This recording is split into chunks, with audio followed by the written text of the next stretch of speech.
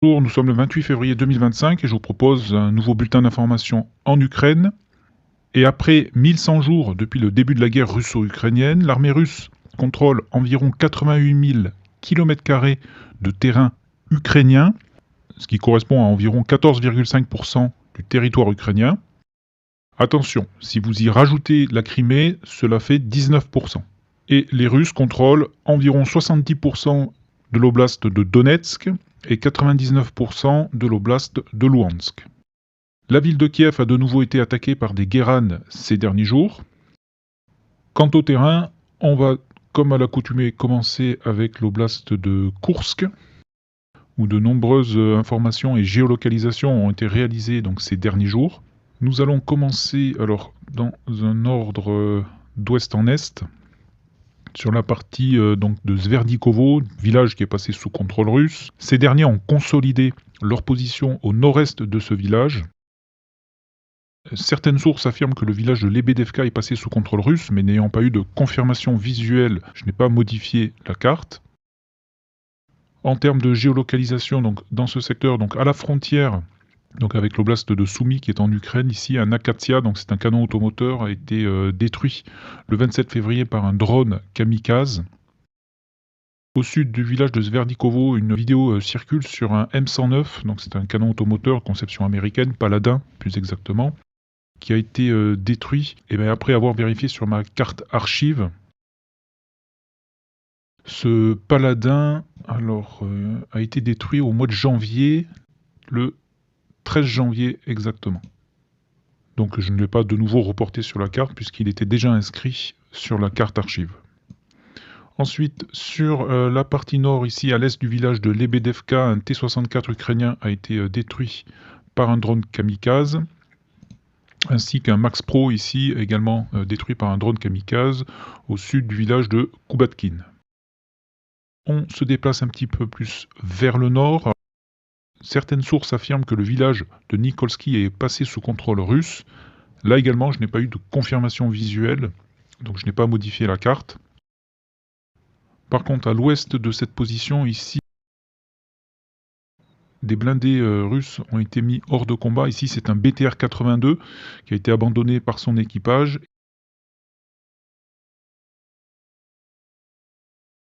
Et à proximité, c'est un BTR 80 qui lui a été endommagé et abandonné. On continue sur le village de Staraya Soroshina. Ici, c'est un VBL ukrainien qui a été détruit le 27 février. Et maintenant, sur la partie nord, ici, on constate une avancée des Russes qui ont pris le village de Orlovka ainsi que de Pogrebki sous leur contrôle. Ces attaques ont eu lieu entre le 25 et le 27 février et 2 drapeaux ici russes ont été hissés dans la localité de Pogrebki.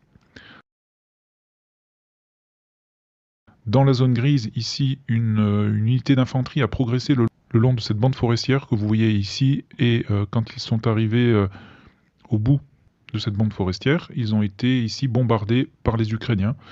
Bombardement qui a eu lieu hier. Donc voilà pour les informations sur cette partie. Et en termes de chiffres, ici, on est à peu près à 9 km² de terrain.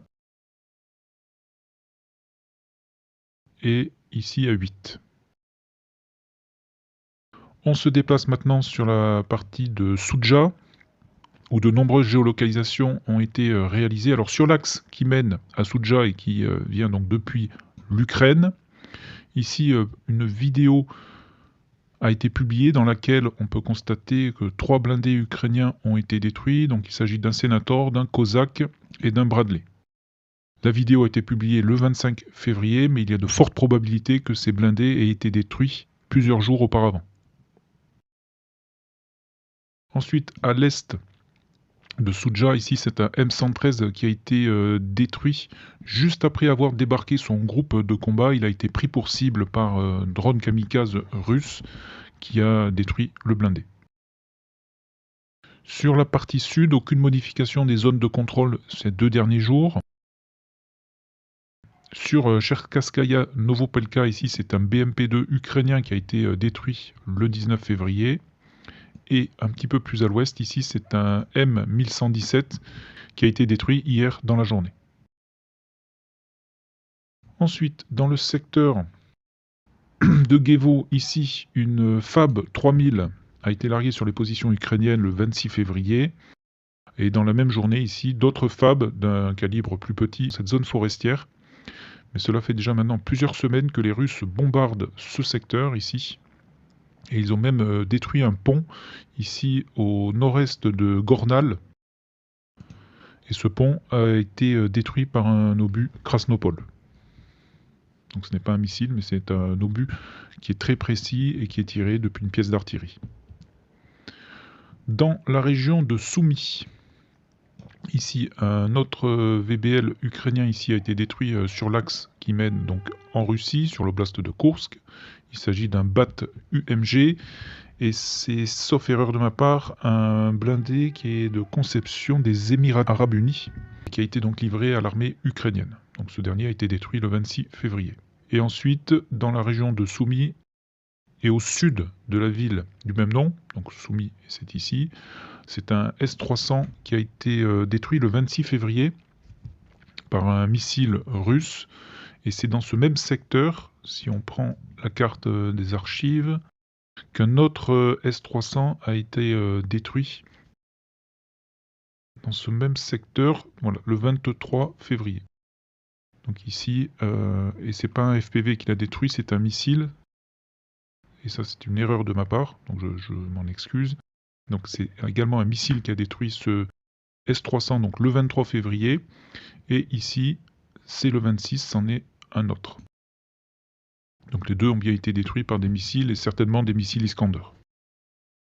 Donc voilà, pour la région donc de Koursk et de Soumy, nous allons maintenant nous déplacer directement sur le front de Louhansk, où aucune modification n'a été apportée sur la partie nord du front. Ici, 2 géolocalisations ont été réalisées avec des blindés ukrainiens mis hors de combat.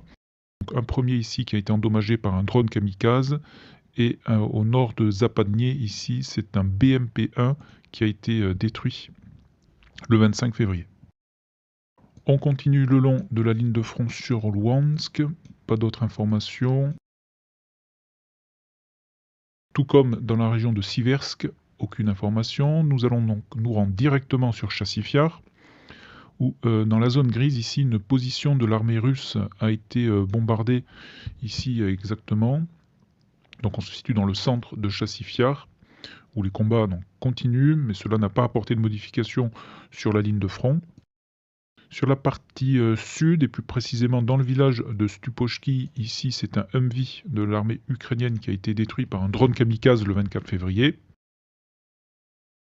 Donc voilà pour Chassifiar. Nous allons maintenant arriver sur le secteur de Toretsk, où les combats continuent, où la présence de soldats ukrainiens est toujours documentée.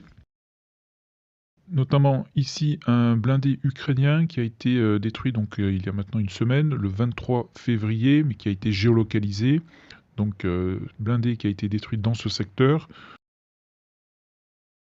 Et au sud de la position donc, de ce blindé détruit, c'est une position russe qui a été attaquée par des drones kamikazes ukrainiens le 26 février. Dans le secteur du stade, à l'ouest de ce dernier, c'est une position ukrainienne qui a été attaquée par des drones kamikazes. Donc ici, comme vous pouvez le voir, ce sont des immeubles de grande hauteur, certainement des postes d'observation de l'armée ukrainienne, donc qui ont été attaqués par des drones kamikazes russes. Ensuite, sur la partie nord de Toretsk, ici c'est une position russe qui a été bombardée le 25, et le lendemain, ici, on peut constater sur une vidéo qui a été publiée des soldats ukrainiens progressant donc dans cet axe. Donc je dézoome pour bien vous montrer, on est vraiment dans la ville de Toretsk ici, et qui en même temps tirent sur un drone FPV qui vole à proximité. Donc voilà, pour le secteur de Toretsk, la ville est toujours disputée, et les combats continuent. Et j'allais oublier, au sud de Toretsk, ici, un sapeur russe a progressé jusque sur ce bâtiment où il a lancé une charge explosive. Il s'est replié donc vers ses positions et le bâtiment a été détruit. Donc ce qui sous-entend aussi là une présence ukrainienne dans ce secteur. Voilà pour le front de Toretsk. Nous arrivons maintenant sur le front de Donetsk, Ou dans le secteur de Vodiane-Droué, ici c'est un T-64 ukrainien qui a été détruit par un drone kamikaze. Sur le front même de Pokrovsk. Alors, le village de Pichanier est toujours disputé. Ici, l'infanterie russe a été attaquée par des drones kamikazes le 26 février. Et dans la même journée, ici, c'est un T-64 de l'armée ukrainienne qui a été détruit dans le village de Pichanier. Donc les combats continuent pour le village de Pichanier. Les Ukrainiens ont lancé une attaque en direction du village de Kotlinier, attaque qui a eu lieu les 26 et 27 février. Dans cette attaque, ils ont réussi à sécuriser cette partie du terrain. Alors l'attaque a commencé ici avec 2 blindés ukrainiens qui ont attaqué donc ce secteur ici, qui était défendu par un peloton russe. Une dizaine de drones kamikazes ont soutenu les blindés dans cette attaque, ce qui leur a permis de déloger les Russes et ensuite de continuer leur attaque vers le sud et plus précisément vers le village de Kotlinier, où le 26 février, plusieurs géolocalisations ont été réalisées dans ce village et plus précisément dans la partie nord du village que vous voyez ici. Ici, l'infanterie ukrainienne a été débarquée depuis un blindé pour continuer l'attaque. Ici, le 27, l'infanterie ukrainienne est aperçue en train de faire mouvement vers les positions russes.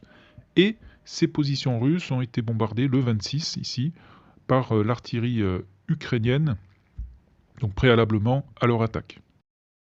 Donc cette attaque ukrainienne dans ce secteur a eu pour effet donc, de passer ce secteur ici en orange sous leur contrôle. Quant au village de Kotlinier, il est actuellement donc disputé puisqu'il était préalablement sous contrôle des Russes. Et il passe maintenant dans la zone grise.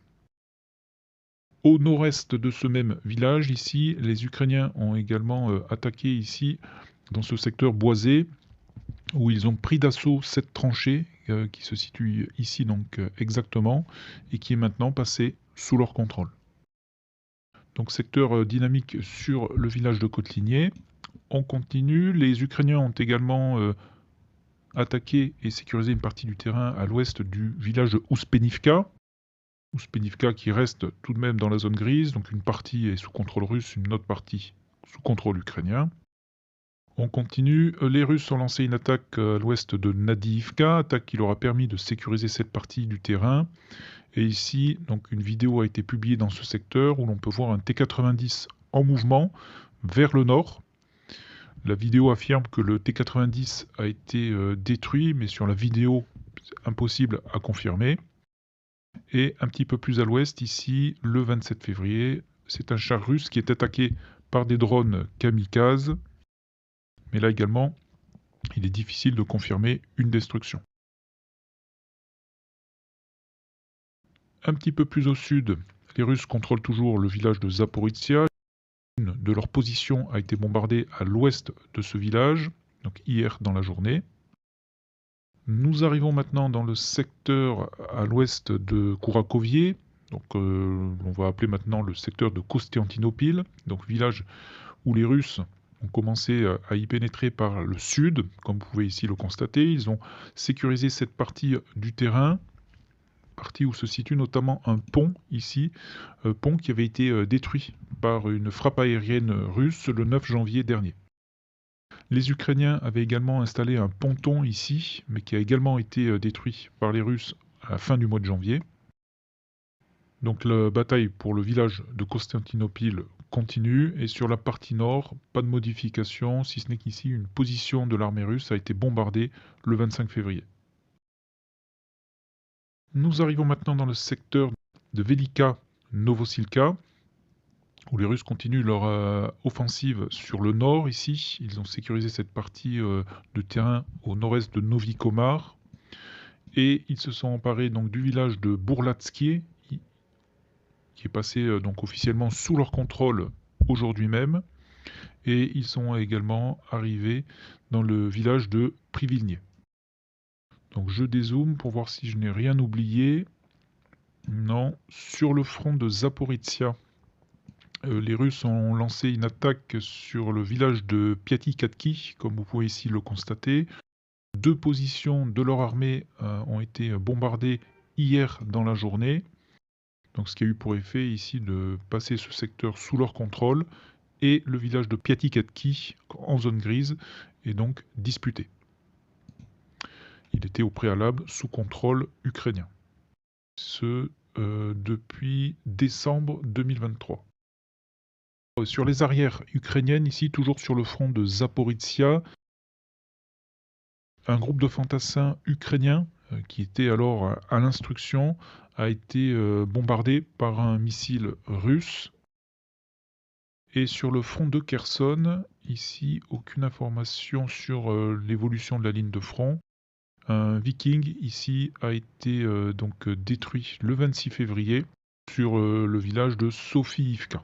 Donc voilà pour les informations essentielles au 28 février 2025.